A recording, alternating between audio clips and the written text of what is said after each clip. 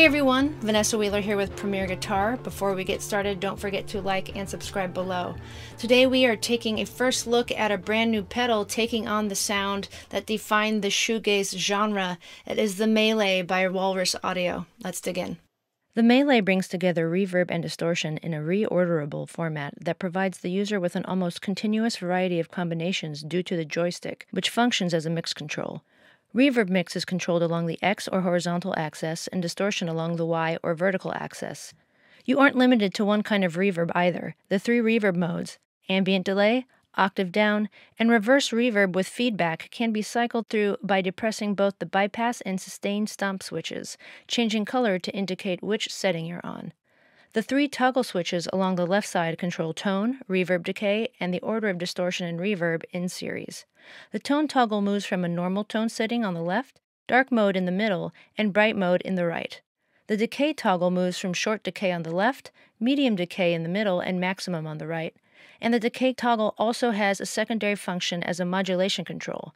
By holding down the bypass foot switch, adjust the amount of modulation. Left is no modulation, middle is slight modulation at 33 RPM, and right is high modulation at 45 RPM.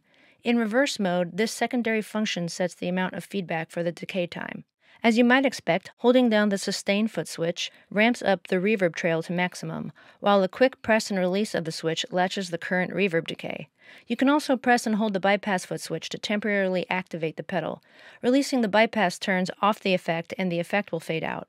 The Melee also features three different bypass modes: DSP bypass, DSP plus true bypass, and true bypass, all of which have trails activated except for the true bypass mode. In the next example, I'm running the distortion into the ambient reverb at a medium decay. I have the joystick activating a maximum reverb saturation and a mid-level mixture of distortion. I find the effect to be rather cinematic and would be great for really long melody lines, so let's take a listen to that.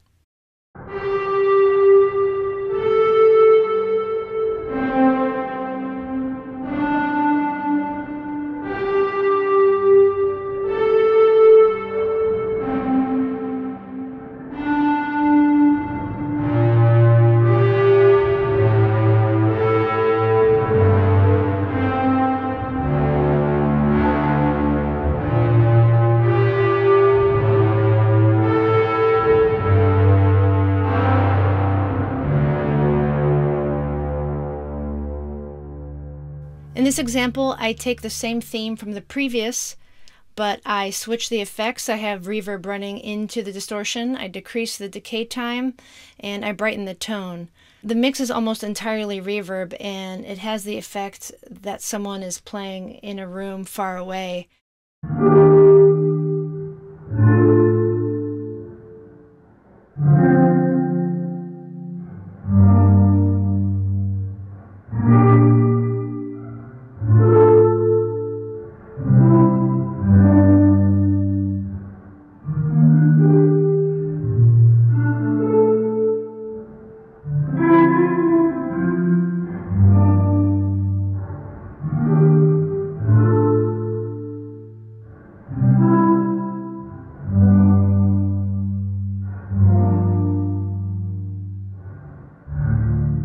I use two different settings for the next example over 5 parts.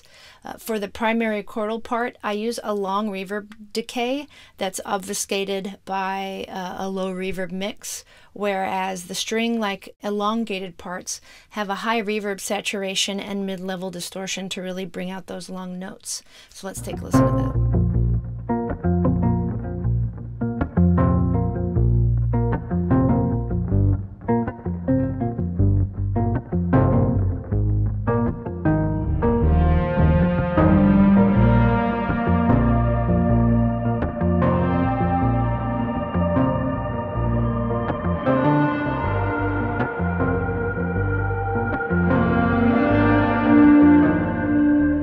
In the next example, I move to the octave down reverb and add heavy modulation. The joystick is almost totally in a non-reverb position, but the added subtlety of the octave below and modulation gives some heft to an otherwise very trebly part. Let's take a listen.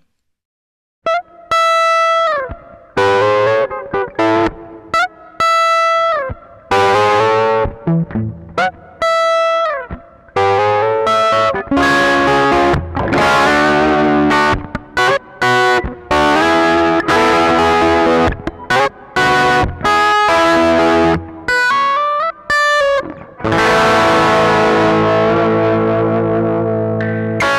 this last example, I play with the decay feedback on the reverse reverb setting.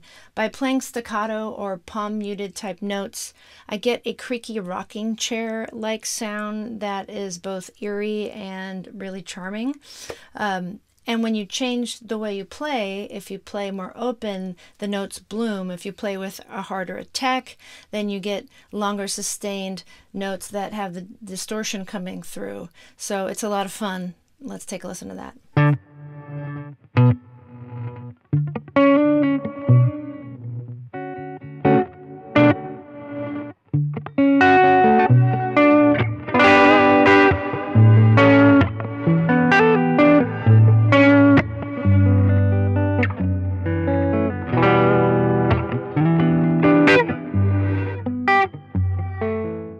I really like the melee. It is certainly ambient and has a synth-like distortion, and it all kind of borders on chaos at its extremities.